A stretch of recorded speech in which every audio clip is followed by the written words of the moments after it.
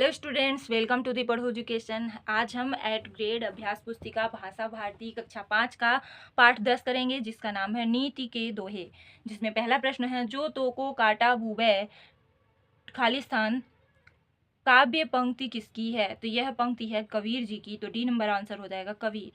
प्रश्न नंबर 2 है, विद्या धन उद्यम विना पंक्ति के आधार पर विद्या धन कैसे प्राप्त होता है? तो कैसे प्राप्त होता है? उद्यम मिस होता है मेहनत, तो यहाँ पे हो जाएगा मेहनत करने से। प्रश्न नंबर 3 है, कविता के अनुसार बार बार अभ्यास करने से कौन सही हो जाता है? तो कौन सही हो जाता है? मूर्ख जो होता है वह भी सही हो जाता है। प्रश्न नंबर 4 है, कंचन तजत न कोय पंक्ति में रेखांकित शब्द के स्थान पर किस शब्द का प्रयोग किया जा सकता है? तो कंचन किसे कहा जाता है? सोना को कहा जाता है, तो यहाँ हमने बी नंबर में लिख दिया सोना।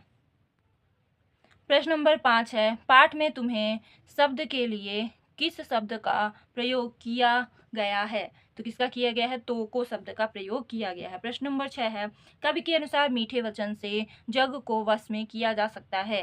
कीड़े को सिर की तरफ से काटने की बात कही गई है। साँच बराबर तप नहीं में साँच का अर्थ सत्य है। तुलसीदास के अनुसार गंदे स्थान पर पड़े होने पर भी सोना अपनी मूल्यता नहीं खोता।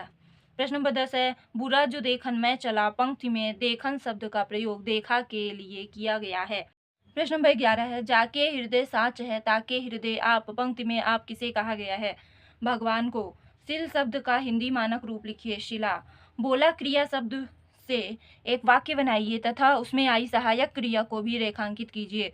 उसने आम खाने के लिए बोला, तो यहाँ खाने जो है सहायक क्रिया है, इसलिए इसे हमने लाइन खींच दिया है। कोयल और कौवे में किसकी आवाज़ मधुर होती है? कोयल की। प्रश्न नंबर 15 है, निम्नलिखित शब्दों के हिंदी मानक रूप लिखिए। पहला है लोन, लोन का मतलब होता है नमक। दूसरा है सुजान, सुजान का मतलब होता है सज्जन। तीसरा है रसरी, रसरी का मतलब होता है रस्सी। चौथा है कागा, कागा का मतलब होता है कौवा। अगला है 16 नंबर, आपको फूल क्यों अच्छे लगते हैं? अपनी पसंद के किन्हीं दो फूलों के विषय में दो दो पंक्तियां लिखिए।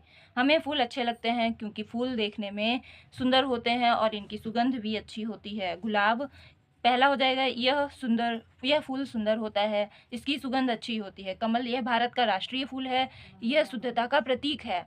प्रश्न नंबर 17 है, हमें हमेशा अभ्यास क्यों करना चाहिए? हमें हमेशा अभ्यास करते रहना चाहिए क्योंकि निरंतर अभ्यास करने से एक मूर्ख व्यक्ति भी बुद्धिमान हो जाता है। प्रश्न नंबर 18 है, दिए गए विशेषण शब्दों के उदाहरण के अनुसार संज्ञा शब्दों में परिवर्तित कीजिए। पहला है बुरा, बुराई। खट्टा, खटाई। अच्छा, अच्छाई। तरुण, तरुणाई।